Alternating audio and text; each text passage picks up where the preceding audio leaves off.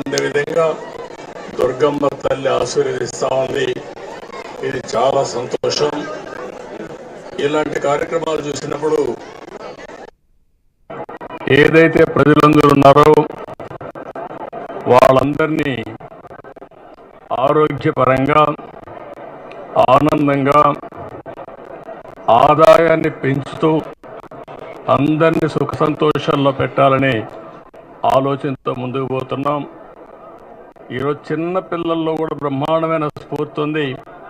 వారందరినీ చూసిన తర్వాత నాకు నమ్మకం వచ్చింది, ఈ సంవత్సరం ఈ రాష్ట్రానికి అన్ని విధాల శుభం జరుగుతుందని, అందరి భవిష్యత్తు బంగారు భవిష్యత్తు కావాలని మరొక్కసారి మనస్ఫూర్తిగా ఆకాంక్షిస్తూ దుర్గమ్మ తల్లిని ప్రార్థించాను.